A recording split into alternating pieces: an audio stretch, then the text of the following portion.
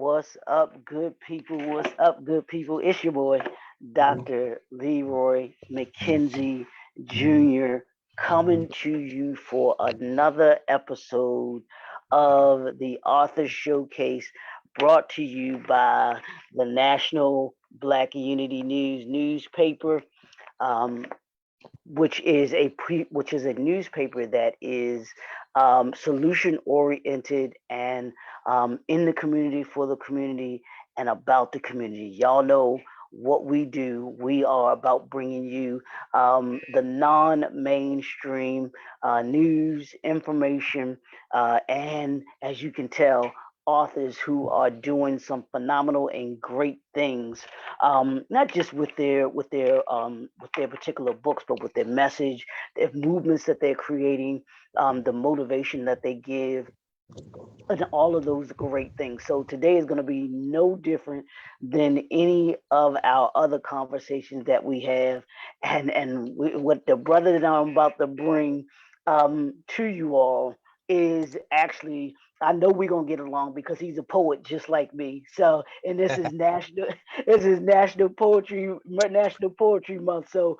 we're gonna jump right into this, and I'm hoping that he might give us a poem or two that he might be able to throw off the dome that he knows. So, but we'll see about that. But I want to actually introduce him, and then I'm gonna allow him to introduce himself even more. And it's none other than Aaron Woodson, and he's a brother that's gonna we're gonna talk poetry. We're gonna talk his book. We're gonna talk several things outside of that too.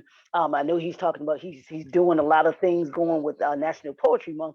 So we'll talk a little bit about that as well too, and that poetry life that he's living. So brother Aaron, thank you for joining me. I appreciate you. How you doing today? Hey, I'm doing good, brother. Thank you for having me today on the show. Really appreciate it. It's an honor. And Absolutely. no, go ahead. No, go ahead. No, go ahead. No, I just want to say it's great to be featured on the Author Showcase. Um, I'm just to give you a little background about myself. I'm originally from Vallejo, California. Um, I've lived there my whole life. I moved away from California when I was 18 years old. Joined the U.S. Air Force, 15-year Air Force combat military vet. Uh, and I got out and I moved to Jacksonville back in 2016, and have been here almost 7 years. I started to do poetry. I did poetry at a young age. I started at 15, but I published my first book when I was 15 years old. I mean, excuse me. I published in 2018. Excuse me.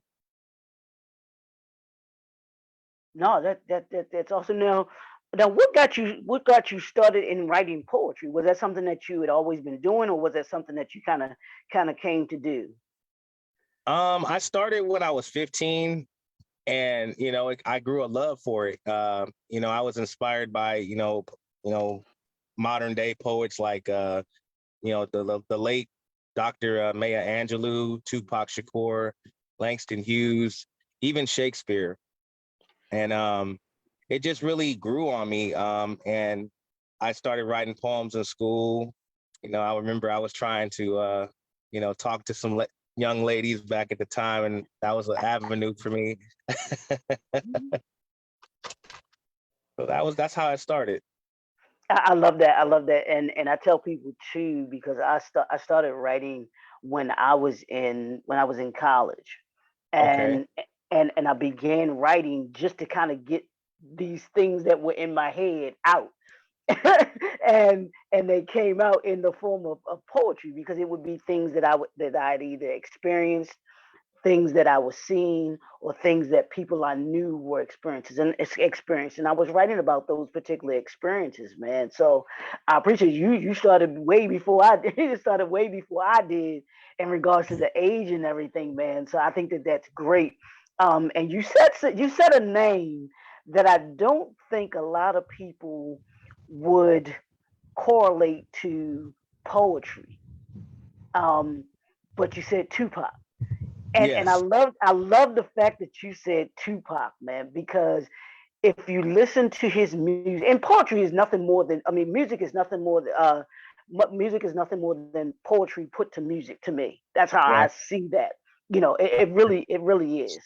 Um, but if you listen to his music and you listen to the things that he said in his music, it is poetic. It Oh is it yeah. is very it's poetic, it's proficient. It was, I mean, a lot of it is even before its time, if you ask me, the way and what he wrote about and everything like that. Just to, I mean, I think of a lot of his songs, and if you were to just if you took the music out and you were to say it, if you were to just kind of say it, especially in the voice and tone that he does, you could, it would be it would be, I mean, it is poetry, man. So I appreciate you talking about him like that too, man. So yeah, No, definitely. he's he's no, because he's definitely he's influential. He's legendary. Yeah. Um, and he needs to be brought up more in the poetry conversation because he definitely was a pioneer and just how he spoke. Yeah. It was powerful, and he was an activist too. So he kind of had all these different messages, different themes about his life, about the struggle and everything, and people can relate to it. And here's the thing, and I'm sure you're familiar with it since you're familiar with him. His mom and his dad were both a part of the Black Panther Party. Yes. And that's where I think that's where a lot of, if you listen to a lot of it, well, he could go from one extreme to the other. He could go Oh yeah. from from dear mama just talking about what's the one, I get around. He had this dynamic about him, and who Yeah. he was, and what he talked about, and the things that he talked about, and like you said, he was very political. I just love to hear, he could go from Brenda's Got a Baby, to just, talking about the police, and everything else, and those kinds of things that I think made him the poet that he, was. I think of him in the uh just in the how he made his track from being with Digital Underground to, to being on his own and being with Death Row and the things that he's done. One of my, I guess, I don't know if he had two albums, but I know All Eyes on Me had a lot of those songs that I just really, if you listen to them, I took to, because they have a lot of deep meaning to Oh them, yeah. and everything like that. Yeah. He had, like you said, that the All Eyes on Me was the 2 disc one. I think he had about four albums. Tupacalypse Now, Me Against the World, All Eyes on Me, and Machiavelli. Yeah. And Okay. Hmm. Yeah, definitely. He definitely, and they said he had a lot of music, almost like Prince, that was unrecorded, or that he had recorded but hadn't been released too. So I can imagine what that vault looks like. That right. he had of all of the things that he had written and everything like that. So I think it's phenomenal that you talk about, that we can talk about him in, like you said, in this form, because most people, when they talk about him, they talk about him from that hip hop perspective, but talking about him as a poet and as a lyricist, man, when you think about how he, even if you were to, like I said, you listen to how his voice arrangement, he's Yeah. very distinct. He was very distinct in how he delivered his music or his poetry. People, one or two notes, you knew it was him. Definitely, when you heard the voice, you knew it was him. There was no mistaking who he was, and what Right. he could, and who he was, and it was like, oh, we got another banger. You know what I'm saying? with him, and what's he gonna drop this time? So, It's to that this day, all that stuff. nobody like him. He's on one of a kind. Yeah, yeah, definitely, definitely. Now, like Tupac, I want to ask you, what would be the one word that you would use to describe your writing style, your poetry style? I would say one word. It's kind of tough, but I would say it's definitely heart heartfelt, very, very dynamic. Mm, okay. Why? Why Um, that? 'Cause everything I pretty much write and I give it from my heart. So when you see my writing, when people see it, they're gonna know it's coming from the heart because that's what drives me. I just kind of put all my passion into my writing, and it just from the pen to the paper, it flows that way. I like that. I like that. I like that. I like that. Now, now, what made you want to write? Now, this is the book that we have in the showcase is a part of a series. But what made you want to write this one, this particular one, Face of Expression 3, The Fall of a King? This one, I had pretty much when I first started writing the Face of Expression series, I knew I wanted to write a trilogy, Okay, that's what I was possibly going to ask you.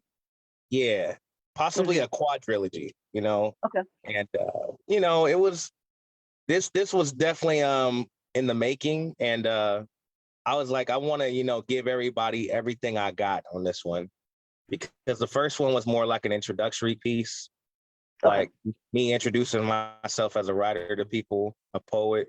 And then my second book was more like, okay, let me dig a little deeper, give you more a glimpse of a vulnerability, so to speak, about me as a person. But this third one is like, I want to give. This is like my defining legacy. Okay. So I wanted to define it, like put the cherry on top, so to speak. now, now, what's the difference between the 15-year-old poet Aaron and the I'm not sure how old you are now, but how I'm old 30.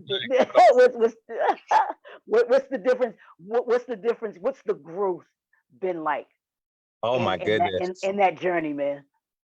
To be honest with you, the 15-year-old Aaron, I mean, I didn't, I was naive, man. I didn't really know much. I didn't have any experience. I was very simplistic in my writing, basic. All I wanted to write about was like what I wanted to aspire to about love. Okay, But okay. now, as a man, I write about some real life stuff that I've been through or am currently going through.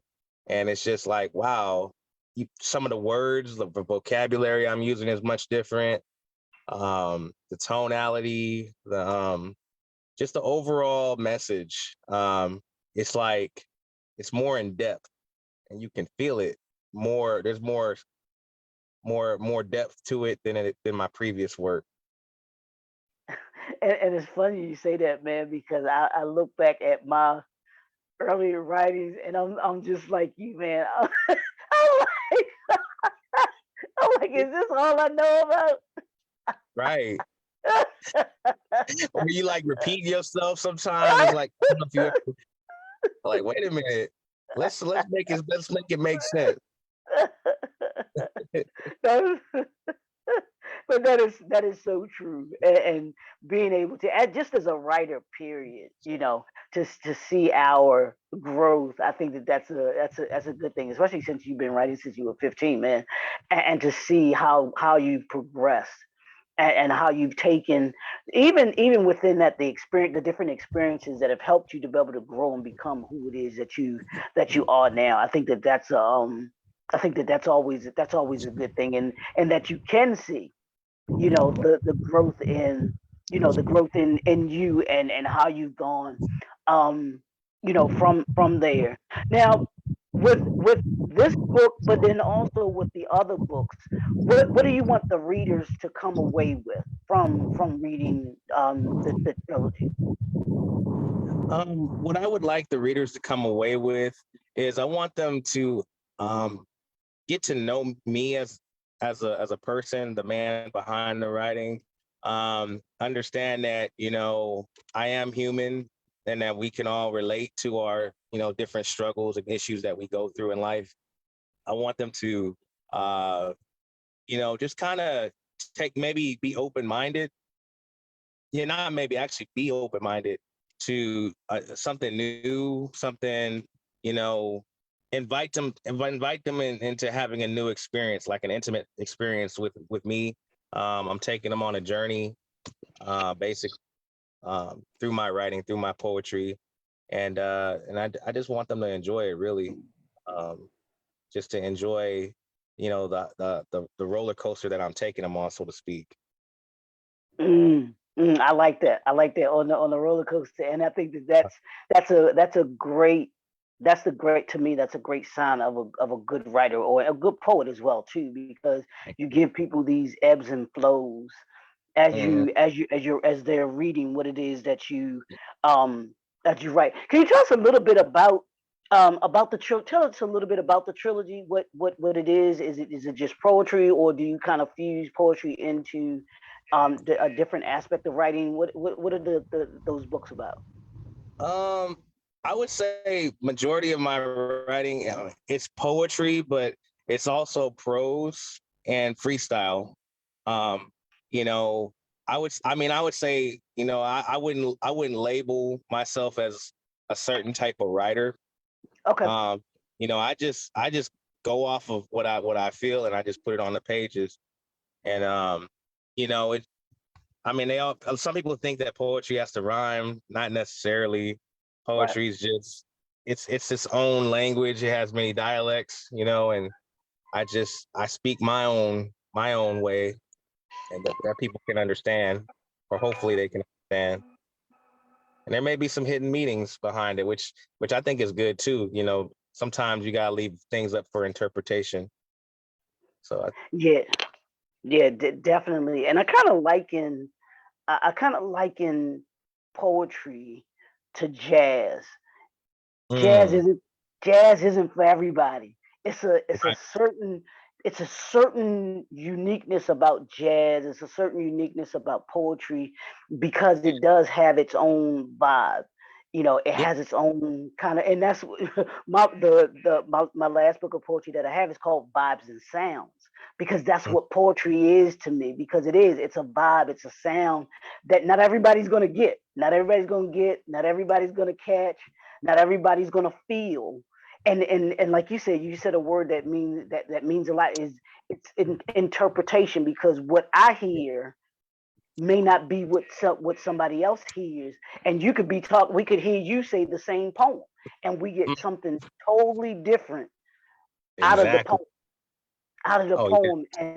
And even why I liken it to jazz too is you ever get, jazz musicians and they do a jam session, to hear them, all of the instruments come together and do that. It's the same thing with poets. You get poets together and you allow them to be able to just vibe out and do what it is that they do. Everybody's going to have their own distinct sound. Everybody's going to vibe a different way with the audience that you kind of come across, man. So I really do. I think it's a uniqueness about it, and everybody. It's not for everybody, but I believe it that the vibe that those of us who are into jazz and are into poetry, because they kind of seem to go together to me. They kind of are They do. connected.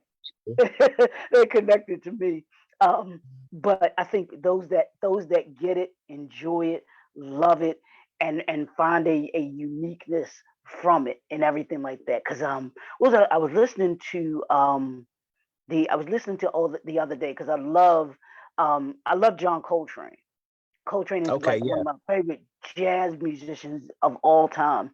But he has a one of his greatest albums to me is called Africa Brass.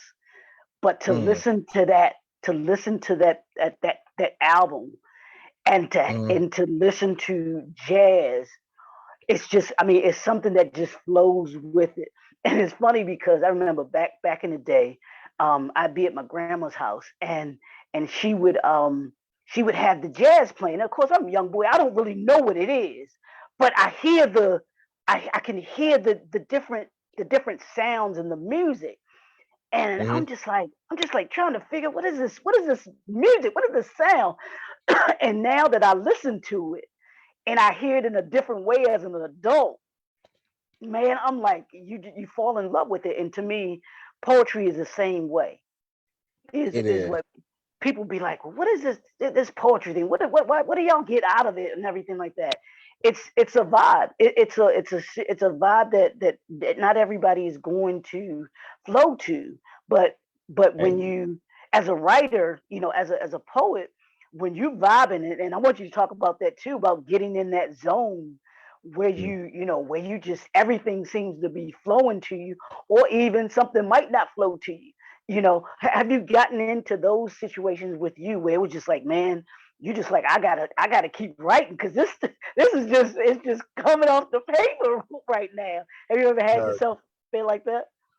oh, I definitely have felt like that, man. There's been times where I really got into a groove where it's like, oh, okay, this right, I can keep writing. You know what I'm Yeah. saying? Like, it just, when it hits you, it hits you. Like, a certain inspiration, a certain, mood you might be in. You know, a lot of things can trigger the inspiration, and it's just like, oh my goodness, I don't want to lose this thought. I don't want to lose Yeah. this. I want to be in the moment. Let me write this before I mess around and forget about it. Or some, there's been instances too where, maybe I'll start something and I might kind of like, I want to come back to it because I don't have anything else to write in that moment. So it's like, okay, I don't want to rush myself. I'll just Right. pace myself. And because I know when I first started, it was like, okay, like maybe in my 20s, it was like easier to just kind of let things flow. Mhm. But now as I've gotten older, it's like, okay, I write a little bit and then I'll come back to it later. And then so it's different styles, different strokes for different folks. I think both work out very well. Absolutely, absolutely. Let me ask you: do you keep a pen and pad next to your bed on the table? Somewhere close, somewhere I could get it.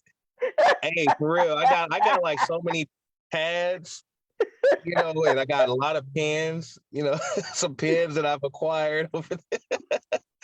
I'm just like, okay, I'm gonna use this to either I'll do that or I'll write it on my phone. Yeah, yeah, yeah, Yeah. yeah, yeah. Definitely, that the one of the greatest apps or things that they I believe that they put onto the phone was the notepad in the phone, where you can put notes in the phone, and then Yeah. where you can actually record on the phone too, man. I'm just like, because I have what's called a book of notes. I have an actual composition book of Okay. notes that I use to be able to, whether it's any kind of thought that I have or idea, things like that, for business, or even if I have a poem, or I'll put it, like you said, I'll put it in my phone as well. I'll make sure that Right. it's in my phone because I want to be able to grab it if I Right. even if it's a title, even if it's a title, like you said, come back to it, or write a little bit and then say, okay, all right, come back to it later. Um, Sure. in that respect. Now, I want to ask you about the title. Now, is this the title for all three of those, of all three of your books? The Yeah. you The know the face of expression. Uh-huh. Oh yeah, yeah. I pretty much all of them they start off with the face of expression. Face of expression. The second one is the face of expression two in your face, and then this one Okay. is fall of a king for Now, three. what do those titles, what do each of those titles mean to you? Kind of, I'm sure that there's a background to them. Oh yeah, yeah. The second one, I would say that was my more confrontational type of book. Like Mm, I kind of wanted to, hit people in your face. Like, my poetry is like right there. You can't ignore it. It's right there. You got to you got to. It's pretty much speaking. It's speaking to you, and you know I'm a brave kind of, I consider myself a brave person, a brave writer. And that was kind of like my way of introducing people to, hey, you know, I'm courageous and I'm gonna step out and show you what I'm about. Like kind of proving myself in a sense. My third book, Fall of a King. Actually, I had got that idea because I was struggling to find a way to, I guess I was struggling to find the actual appropriate title for the third one. And I had someone tell me, man, you ever maybe put something around king, like, and then I was like, fall of a king, and it just made sense, because that was like a legacy type of book, and I just was like, okay, eventually we all have to meet an end, and I felt like the third book was appropriate to end on, and so it's like fall of a king, kind of like, I don't know.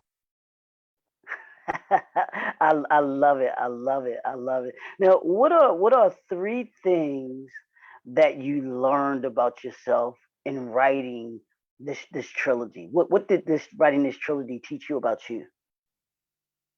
It taught me about basically how to, basically healing. It's it's okay to, it's okay to sit with your your emotions and, kind of, it's okay not to be okay, Mm, that type of thing. It's okay to, like, just like go with the ebbs and flow, like you talked about. Just, it's okay to be up and it's okay to be down, but you just have to know how to process through each mm, emotion, appreciate every last bite of. Someone gave me a quote of that, like, feel every emotion but appreciate every last bite, of the emotion. And then I would say another thing I've learned about myself is my resiliency. I'm mm. resilient, and I'm not gonna, quit easily. It hasn't always been an easy journey. Um, being a writer, there's a lot of things. I mean, it's one thing to write a book, but there's a marketing phase after that. There's a whole lot of things, a whole from start to finish, writing a book, editing it, to marketing it, and and then sometimes people are not gonna accept everything that you do, that you put out there, Yeah. and you have to be okay with, you know, it's not about people pleasing, it's about finding your niche, finding your niche, and believing in yourself, not having to. I mean, understanding that, like, everybody's not going to gravitate to everything you do. You have your own special genre that you're in. You have, I guess what I'm trying to say is, everything you do is unique. It's unique. Like, my style is unique. Not everybody's going to get it, and I appreciate the people that do enjoy it. And I always feel like there's always room for improvement, and I feel like, you know, I think with writing this trilogy was the best is yet to come, because I've already experienced a lot of growth, a lot of growth through this.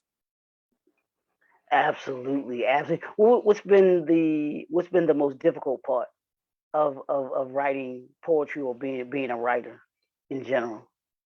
And finding time to Mm, actual, especially like juggling through everyday life, you know, it did get harder, especially with this third book. I'd say that this was my most challenging book to write, really? because, Okay. you're working a full-time job, you know, then you got your obviously friends and family, uh, other responsibilities you got to do. It can be tough because, you know, I mean, we all got the same 24 hours. You just have to be really intentional about your Yeah. time management, you know, carving out that time, making sure that, hey, you're investing the time necessary to put out what you want to put out. Input is output. Yeah, I mean, because that's what my mentors say is that we all only get 24 hours. What separates us is what we do with it, what we do with Mhm. those 24 hours. That makes the difference, in all of us and being able to do. So yeah, so being intentional, I think is a big part of that. Let me ask you this: what impact do you think that your books, but then also um, poetry and your writing has on our community as a whole? On the Black community. Yeah, yeah. Um, Good question. I've never had this question before, but this That's this is why I good. do what I do. I see that. Very good question. Very good question. I think this book in my genre, how it affects the Black community. I do believe that we as a people, we've always known struggle. You Yeah, know, and yeah. the way I started off my first book was I talked about the beautiful struggle. You Mm, know, and I also talked about other things in previous books, like Black conscience. You know, just from and then discovering my tribe.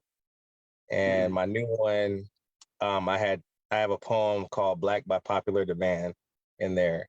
And I think the people in our community can gravitate to my book, especially the new one, is because it's like they're like no one's on an island, you know. This book is for everybody of all colors, of all races, you know what I mean? And but I specifically think that Black people in the Black community can find hope and healing, because we definitely need healing, and yeah, understand that you know there are some mental health issues that we all deal with, and that we can overcome that. um that we have there's faith in God. We as Black people, we've always been, most of us have been spiritual throughout time. We've always looked to God as a source of inspiration. um Let me see. And just the love aspect. Like there's a lot of poems about love that I think our people can gravitate to. yeah. And that's the thing about that I love about poetry, because, like you said, not only does it have its ebbs and flows, it has. I think poetry has something for everyone in it, Hmm. because it has love, it has struggle, it has obstacles, it has overcoming, because it can be inspirational, it can be spiritual, and those are the different, those are just some of the components of what you can get when you read a book of poetry, such as Brother Aaron's. When you get it, you're gonna get like I said, you're gonna get this gumbo, this gumbo Yes. of poetry, man. And it's Right. like I said, I can't. That's why you see I'm cheating, because there's nothing like poetry, man. And I love talking poetry to other poets, because Hmm. we get it. We vibe with each other, because we understand what it takes to write it, what we go through, with some Yes. of the things that we've written about and we've gone through to be Hmm. able to write those poems, and Hmm. to sit and to be able to sit back, and I tell you, man, I did this this was some time ago. I did this for Christmas, bro. And I wrote each of my family members, a poem, and Hmm. what they meant, and it corresponded to what they meant to me, man. And I did it for me and family, because I have a small family. My sister, my mom, my two sisters, who else? And I did it for um one of my a couple of my closest friends. I did Yeah. that for them. Put it in Wow. a home, put them in a nice frame, and to see what I got out of it was just the emotion that it evoked from them, and the feeling that they got from the words that I had spoken to them Right. through my poetry, man. And that's how strong poetry can be to folks. And I and can and I I can relate, because I wrote some poems to my family members as well. A did you? few of Mhm. actually in this book, I wrote a letter to my sister. Did you? Um, Oh man.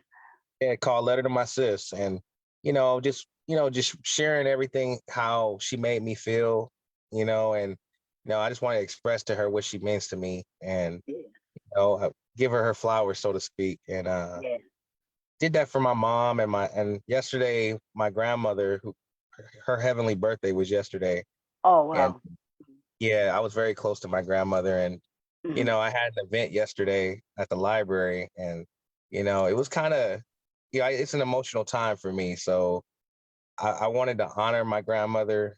I wrote a poem for her called 88 Keys. She passed away at the age of 88. Oh wow. So, as you know, the piano has 88 keys, and I was like, that was my song to her through poetry. Wow. Wow. Wow. That is awesome, man. That is truly awesome. So what's next for you? Do you have anything that you kind of that you're working on? I know you talked about you're busy this month. So what do you have going on this month that folks can, if they're in the Jacksonville area, that they can support in addition to going in addition to buying the books as well? Oh, yeah, yeah. I definitely would love to shed some light on that. This Saturday, which will be April the 15th, right up the road, St. Augustine, I'll be performing at Flagler College at 1 p.m. And there's a regional guest of poets, a slew, just numerous poets that'll be performing at Flagler College. Some will be representing Jacksonville and some of the northern Florida area. And we're gonna come, and this is called Poet Fest. That's the name of the event. Oh wow. And Okay. yeah, so this is my second year participating in the event. So I'm excited, and to be representing Jacksonville, Duval County, and then I also have a night show at a place called Sarbez, Sarbez. Um, I'm actually going to be performing some poetry at 9 p.m. that night. So I mean, if you guys are able to come support. I'd love to have you come out, and it'd be good to see your faces out there. The more and more people we got, the better. And it's a good time, man. Good time. I love that. I love that, man. So yeah, yeah, definitely, and definitely, if you have any flyers for those events, please don't hesitate. Please send them to me so I can put them out there as well too. Okay. But how can people connect with you to be able to purchase any of your books from you, or any other products that you have as well? Oh yeah, sure. I actually, you can actually go on Amazon to purchase my books, my new book, all of them really. Just go on Amazon, just type the title of the book, Face of Expression by Aaron Woodson, and all of them will come up. Or Face of Expression 2, Face of Expression 3. You just type those titles in, it'll come up. Also, you can go on my publisher's website. It's called tailormadepublishingfl.com. So I spell TAYLORMADE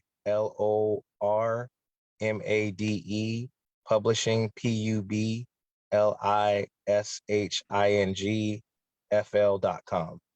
So Tailor Made That's Publishing. Huh? no, absolutely. Now, if they want to connect with you to have you come out and perform, how can they connect with you as well too? Oh, sure. Yeah. You can call me, which is my number is 904 237 2582. So you can call or text me, or you can also email me. My email is a Woodson Woodson 24 H as in Harry, B as in boy, L as in Larry at gmail.com. Absolutely. Now, I don't want to put you on the spot, man. I don't want to put you on the spot, but are you able to do one poem for us? Yeah, give me 1 second. I'm gonna grab it right now for you. Okay. All right. Cool. That'd be All awesome. right. I That'd knew it be was cool. coming. Yeah. I knew it was coming. Yeah. Uh, all right. Go ahead. Going to let me see what's a good one I can hit y'all with. There's so many to choose from. Uh oh, I got one I like here. Okay. This one's called Pearls. Pearls are the most valuable treasures outside of diamonds or rubies. The late legendary musician Prince sang a song called Diamonds and Pearls. At this moment, I'm speaking to you about pearls. Pearls are not your everyday common jewel you come by. They are precious, expensive, attractive, round, luxurious, and special. Pearls come from oysters, basically a clam that hides a treasure known as a pearl. The world is literally our oyster. Pearls can be found in the unlikeliest of places. Sometimes you must go deep into the ocean to find them. I see beautiful women, young and old, who wear them for decoration. They are symbolic for fertility, grace, purity, and perfection. It also represents hidden knowledge or wisdom. Pearls offer protection and are quite stylish. In the Bible, it's been quoted to not cast pearls before swine, Matthew 7:6. Because if you do, they will trample those pearls under your feet, under their feet. Meaning, don't offer what you hold dear to someone who won't appreciate it. Swine means pig, and if you give your pearls to a pig, then they will get stuck in their snouts. I'm just giving you pearls of wisdom. Use it as you wish. Speaking of pearls of wisdom, I believe there are 5 types of pearls a man and woman possesses. They are your wisdom. Number 2, your wallet. Number 3, your private parts. Number 4, your hands. Number 5, your heart. Always protect them at all costs. These pearls you have are these pearls you have are very powerful and special. They are investments and resources. Don't waste them on just anyone. Enjoy your pearls while you still can, and don't lose them all. That's it for that one. Nice, Have nice, time for one more? nice, nice. Can I do one more? Yeah, absolutely. Yep. Go ahead. Okay. That was just a little taste. I'm gonna give y'all. I'll do black by popular demand since we. There we go. Cool. Black by popular demand. I'm black as they come. I'm black as advertised. I'm black by popular demand. When I show up somewhere, I show up as black. Like Nas, I can go ultra black. Take it back to my roots. Shout out to my Africans, Haitians, Dominicans, Puerto Ricans, Jamaicans, and anywhere else y'all from. I'm permanent marker black like a Sharpie, autographing my own books that I write. I didn't need to cast a vote to be black. I was already elected to be black. To all my black kings and queens, we were made to be black. Walking your distinction. We are not going extinct anytime soon. Being black is, blacks don't belong in no precinct. Being black is not a crime. Sometimes we do things we shouldn't do, and we have to face consequences, but sometimes our mere presence gets us in trouble for no reason. We belong at the table. We're not waiting for anyone to give us a seat. We are making our own because now the tables have turned. You see, black has always been around, and it's not going away anytime soon. I don't need any endorsements because of my dark skin. I'm valuable and know my worth. I am a black man and I'm a black king. Hear my black conscience speaking to you. I'm comfortable in my own skin. Stop trying to say I sound white or that I seem this way or that way. God wonderfully and fearfully created me as he did the same for the rest of us on this planet. Let me remind you that I am black as spade. I always have an ace up my sleeve. I will steal hearts and stay shining like these diamonds. Being black can be tough and sometimes a little rough, but I don't mind. I wear my black with pride. I know y'all do too. Black is bold. Black is beautiful. Black is unique. Black is excellent. Black is powerful. Black is deep. Black is sexy. Black is authentic. Black is real, baby. I'm happy being black. And if you're black, you should be too. There is no shame in being black. It's about time I spoke up for my black people. Let our own blackness create more opportunities for black businesses and entrepreneurship. Black is globally recognized, and so you can't cancel us. We are trendsetters and real go-getters. We are making a difference, and our impact is felt everywhere. Our influence and culture are everywhere. They can't stop us. Black matters, and it's here to stay. Y'all know y'all love us. Don't be offended by the black narrative. it's imperative that we get our shine on and just do. We've broken barriers in past, and we've broken barriers in past, have been paid for me and my people to walk on. We still got it going on. So go on and tell us how great we are. We already know we got it like that, and we will continue. Ladies and gentlemen, stay tuned for yet another season of what I like to call Black by popular demand. You know we don't clap. So when you said you wrote that one with your chest out, didn't you? I know you did. I know you did. I felt good right Absolutely. now. You know, but thank you for those poems, man. And this being, like I said, this being National Poetry Month, it's phenomenal to have you on and to be able to talk about being a poet. Those poets that we have out there, man, and to hear you and the poetry that you've written is absolutely, phenomenal. So y'all can go out and y'all can get the books. I'm not gonna say book. I'm gonna say the books. Give it one more time where they can go in and purchase the books from you. Yes, sir. You can purchase my books on Amazon, and you can also purchase them on my publisher's website, which is tailormadepublishingfl.com. Again, it's tailormadepublishingfl.com. And if you want to cash at me, and my cash app is $a reflection AREFLECTION. That's my cash app. If you have Venmo, my Venmo is at Woodrock24. So WOODROCK24.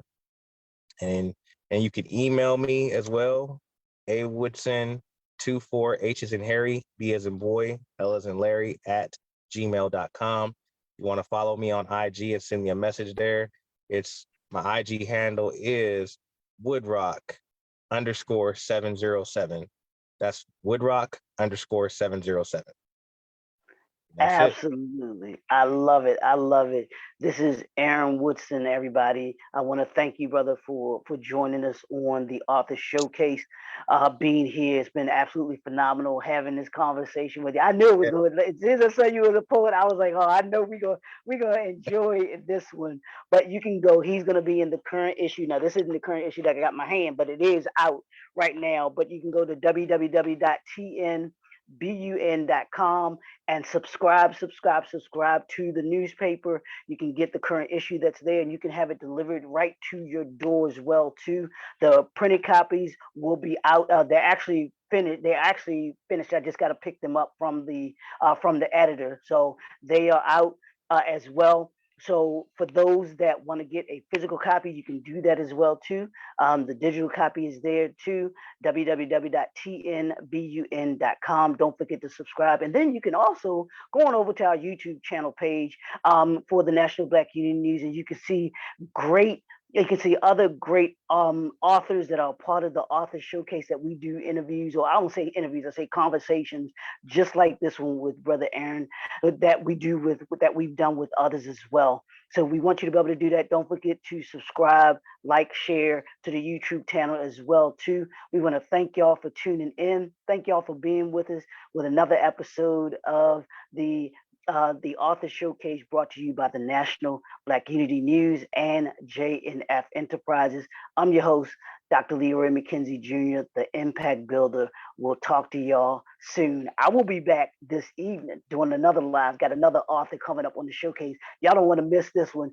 Man, I got an 11-year-old young lady that has written a children's book that'll be on the showcase this evening, man. So y'all don't want to miss it. It's going to be phenomenal. I can't wait to have that conversation as well. We're doing it all right here on the Author Showcase. We'll talk to y'all soon. Have a great day. Hey, right on, brother. Hey, I got a question, man.